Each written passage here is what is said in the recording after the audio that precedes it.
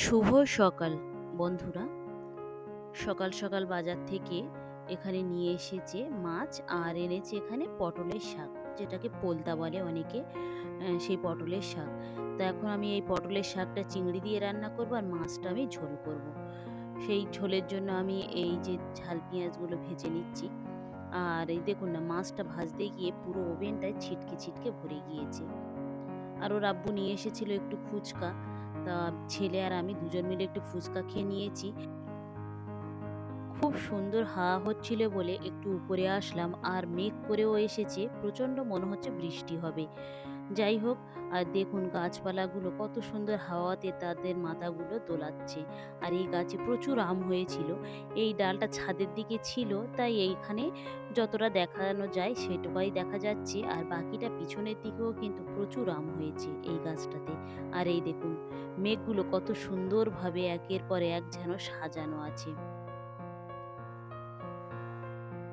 চলুন, এখানে দাঁড়িয়ে দাঁড়িয়ে শুধু হাওয়া খেলে চলবে না, মিশনেও একটু যেতে হবে। মিশনে যাব বলে মেয়ের জন্য এখানে নিয়ে নিয়েছি অল্প করে একটু টক দই, আর বোনের মেয়ের জন্য নিয়েছি একটু মিষ্টি দই। মেয়েটার যেহেতু শরীরটা অসুস্থ ছিল, তাই ওর ডাক্তার একটু বেশি করে টক দই খাওয়াতে বলেছে। তা মিশনে তো কোনো ফ্রিজ নেই, সেই জন্য বাড়ি থেকে প্রত্যেক দিন ওর আব্বু যাওয়ার সময় একটু করে আমি টক দই পাঠিয়ে দিই। আর আজকে যেহেতু আমি একটু যাচ্ছি, তাই আমিও সঙ্গে করে একটু নিয়ে যাচ্ছি।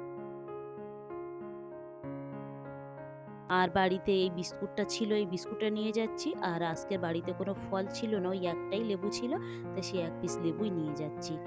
আর এই যে যাচ্ছি না, আমারও একটা কিন্তু কাজ আছে। সেটা কি, যে ওখানে একটা রেস্টুরেন্ট হয়েছে, সেখানে বিভিন্ন রকমের চিকেনের খাবার পাওয়া যায়। তাই ভাবলাম আমি একটু আজকের ওখান থেকে কটা জিনিসপত্র খাবো। তাই যাওয়া যাক, চলুন আগে যাই। তবে যাওয়ার পথে ওর জন্য একটা জুতোও নিয়ে নিয়েছিলাম। মেয়ের জুতোটা ছিঁড়ে গিয়েছে, আবার বোনের মেয়ের জুতোটাও ছিঁড়ে গিয়েছে। তাই দুজনার জন্য একই রকমের দুটো জুতো নিয়েছি, কালারটা শুধু অন্য। ওদের ওখান থেকে ঘুরে এই যে এখানে প্রথমে আমরা নিয়েছিলাম মোমো, তারপর এখানে নেওয়া হয়েছে চিকেন স্টিক। আর এটাও খেতে কিন্তু খুব সুন্দর লেগেছিল। আর তারপরে আমরা অর্ডার দিয়েছিলাম হচ্ছে গিয়ে চিকেন পকোড়া। তবে সেটা এখন ভাজা চলছে। ভাজা হোক, তারপরে গরম গরম আমাদেরকে দিয়ে দেবে। চলুন ভালো করে জমিয়ে খাওয়া যাক। খাওয়া দাওয়া শেষ করে বাড়ির উদ্দেশ্যে রওনা হব।